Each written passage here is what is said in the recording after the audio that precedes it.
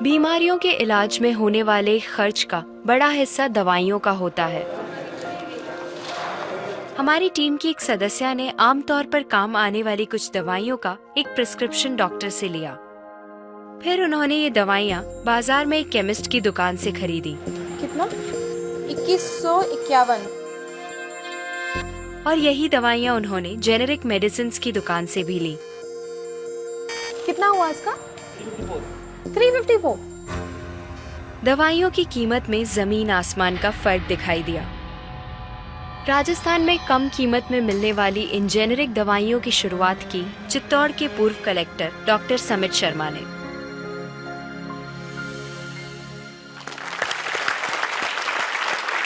Doctor समित, मुझे बताइए कि ये कैसा मुमकिन है कि हमारी जो कॉरेस्पॉन्डेंट थी वो वही दवाइयाँ उन्होंने 2000 कीमत में उनको मिली एक दुकान में, और जो जेनेरिक मेडिसिन है उस दुकान में जब गई तो उनको कम में मिली, 300 में मिली। ये कैसे मुमकिन है? ठीक इसी समय प्रतिक्षण प्रतिपल एक ट्रेजेडी हमारे चारों ओर घट रही है। अर्थक्वेक की या कोई सुनामी की बात करें, उसमें जितने लोगों की जानें एक दिन में जाती हैं, उससे ज्यादा जानें प्रतिदिन इस ट्रेजेडी की वजह से जाती है। वो क्या ट्रेजेडी है? वो ट्रेजेडी ये है साहब कि जो दवाइयों की जो वास्तविक कीमत है वो तो बहुत ही कम है, पर जो दवाइयाँ हम जब बाजार से खरीद के लाते हैं तो हमें वो 5 गुना, 10 गुना, 20 गुना, कई बार तो 50 गुना से भी ज्यादा दामों पे हम उसको खरीदते हैं। जैसे हम भारत में अगर देखें कि 40 करोड़ से ज्यादा लोग ऐसे हैं जो अपने लिए 2 वक्त की रोटी नहीं जुटा पाते, तो क्या वो उस दवा को खरीद सकते हैं? बहुत सारे लोगों को इस वजह से दवाई नहीं मिल रही। यस, WHO कहता है कि स्वतंत्रता के 65 वर्ष पश्चात आज भी 65% of the Indian population lacks regular access to essential medicine. जो मेन दवाई है, जो आवश्यक दवाइयां हैं, वो उन तक नहीं पहुंच पाती रकम की वजह से।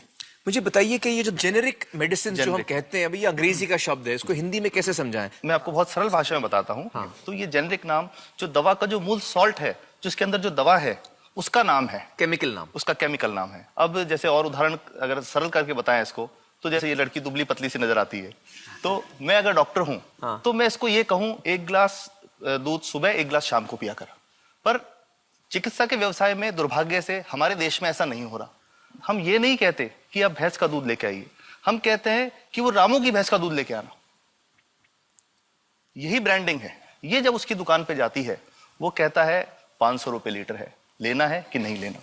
तो जो 30 रुपए की चीज है वो 500 रुपए में मिलती है। तो अगर मैं डायबिटीज की दवा ले रहा हूं और अगर मैं ब्रांडेड दवा लेता हूं तो मुझे कितने की पड़ेगी? जैसे एक 117 रुपए में भी है, 117 रुपए में मिलती है। और अगर वही चीज हम उसके जेनेरिक मेडिसिन के नाम से लें तो वो कितने की बनती है? वो मात्र 1 रुपए 95 पैसे में 10 गोली मिलती है।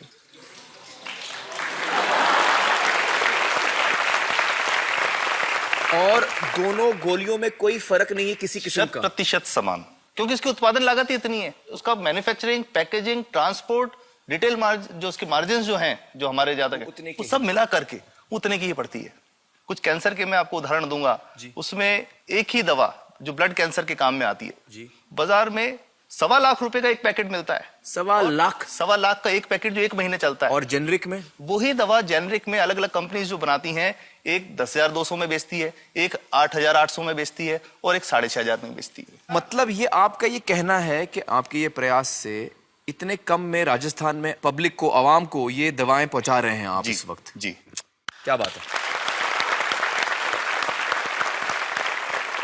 मेरा ये सवाल है कि डॉक्टर्स जो हैं वो हमारे पर्ची पर जेनेरिक नाम क्यों नहीं लिख के देते? क्यों लिखते हैं वो ब्रांडेड? जाने नहीं देंगे बाहर फिर? नहीं, सब जाने देंगे। जब एक नया मेडिकल प्रैक्टिशनर जब प्रैक्टिस शुरू करता है तो उसके पास जो कंपनी के जो मेडिकल रिप्रेजेंटेटिव्स होते हैं, सेल्स बढ़ाने का उनका काम होता है, मार्केटिंग प्रिंसिपल के हिसाब, सेल्स एजेंट होते हैं बेसिकली। फिर वो कहते हैं साहब आप हमारी जो दवा है यही लिखना, ये बहुत बेहतर दवा है, इससे मरीज ठीक होगा। और उनको डॉक्टर्स को लिखने के लिए उनको प्रेशराइज किया जाता है, उनको टेम्प्ट किया जाता है। तो ये इसमें बहुत बड़ा कारण है जो दवा की कीमत को उसकी वास्तविक कीमत से 5, 10 गुना, 20 गुना तक बढ़ा देता है। एक बहुत बड़ा कारण है, क्योंकि हमारे पास जब हम टेंडर करते हैं तो बहुत सारे कंपनी वाले आते हैं, जो भारत की जो सबसे बेहतर कंपनियां, जिसके भी नाम वो रेपुटेड कंपनियां जिनके नाम आप ले सकते हैं, वो सभी हमें वो उसको जो 70 रुपए की है उसको 2 रुपए में, 5 रुपए में दे रही है। 30 रुपए की दवा 2 रुपए में दे रही है। इतना ज्यादा फर्क तो कंपनी तो दे सकती है और देना चाहती है, और हमें देती भी है इतनी कम दामों में, हमें दे रही है ना, ये संभव तो है। अच्छा, मैं आपको बताऊंगा कि भारत से हम लगभग 45,000 करोड़ रुपए की जेनरिक दवाइयां प्रतिवर्ष विदेशों को निर्यात करते हैं।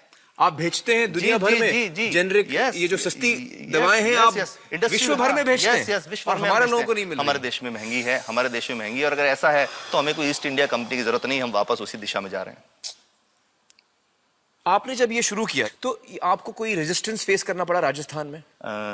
देखिए, जो प्रयास हम कर रहे हैं ये बेसिकली धारा के विपरीत बहने का एक प्रयास है जी। काफी थ्रेट्स भी हैं, क्योंकि इसमें माफियाज भी हैं, ड्रग माफियाज जो ऑपरेट करते हैं, और हम हमेशा ये बात कहते हैं कि हम 100 साल से भी पुरानी शोषण की व्यवस्था को बदलना चाहते हैं, पर हमने हमेशा डॉक्टर्स को दोषी नहीं माना। जी। सारे डॉक्टर्स बुरे नहीं है, 50-60% तो जेन्युइनली वो चाहेंगे कि गरीबों को कम कीमत पे दवा मिल जाए, वो चाहेंगे। और आज भी ऐसे डॉक्टर्स हैं जो अपने घर से सैंपल्स ला करके अपने जेब से पैसे निकाल के मरीज का इलाज कराते हैं, ऐसे डॉक्टर्स आज भी हैं। बिल्कुल सही। तो मैं इनको एक उदाहरण भी बताता हूँ कि कैसे हमारे जो काम वाली थी उसका बच्चा था छोटा, इंसिडेंटली हम कोई समय छुट्टी मनाने कोई बाहर गए, जब हम लौट के आए 10-12 दिन बाद, तो वो लक्ष्मी के साथ उसका छोटा जो बेटा था राजू, वो भी उसके साथ आता था जब, और मेरे बच्चों के साथ खेलता था, मेरे बेटे के साथ खेलता था। तो वो लक्ष्मी अकेली आई, राजू नहीं आया। तो हमने पूछा कि क्या हुआ, तो उसने जो बात बताई कि साहब वो उसको, आप गए थे, उल्टी दस्त हो गया था। उल्टी दस्त की बीमारी के लिए वो जब दवा लेने गई तो केमिस्ट ने उसको कहा कि इसके तो 400 रुपये लगेंगे। तो उसने कहा साहब मैंने खूब मांगा, मेरे पास 400 रुपये मुझे नहीं थे, और मेरा बच्चा रात को ही उसको दस्त आते रहे, वो खत्म हो गया। और मैं आपको ये कहना चाहता हूँ कि वो जो दवा लिखी थी कि वास्तव कीमत 1.5-2 रुपये ही है, तो वो बच्चे की जान बच सकती थी। 65 वर्ष के बाद भी अगर कोई बच्चा उल्टी दस्त से मर जाए तो मैं नहीं समझता इससे शर्मनाक बात कोई हम लोगों के लिए हो सकती है। और सबसे बड़ी बात कि इसे आसानी से बदला जा सकता है। हमें सबको एक समन्वित, एक संगठित प्रयास करने की जरूरत है। ये तो कुछ भी नहीं है, कोई नई फैक्ट्री खोलनी नहीं, कोई नई दवा नहीं बनानी, ये सब जो गलत चल रहा है इसको रोकना ही तो है। तो दोस्तों, डॉक्टर समित की बातों से हमें यह पता चला है कि दवाइयों का जो कॉस्ट होता है, जो उनको बनाने का खर्च होता है, वो बहुत ही कम होता है, और हमें इन कम दामों में ये दवाइयां मिल सकती हैं अगर हमारी राज्य सरकार जेनेरिक मेडिसिन की दुकानें खोले, जैसे राजस्थान सरकार ने किया है, और जिसके लिए हम उन्हें सलाम करते हैं। एक बात और, अगर आप एक एनजीओ हैं और आप जेनेरिक मेडिसिन की दुकान खोलना चाहते हैं तो department of chemicals and fertilizers आपको 50,000 रुपए की ग्रांट भी देता है। डॉक्टर समित, आपने बहुत ही बेहतरीन काम किया है और इस बहुत ही अहम मुद्दे पर रोशनी डालकर हमारी आंखें खोल दी हैं, और हमारी दुआ यह है कि जो काम आपने राजस्थान में शुरू किया है वो हर राज्य में फैले, देश के कोने कोने में फैले। बहुत बहुत शुक्रिया हमारे साथ बातचीत करने का doctor Samit, thank you so much.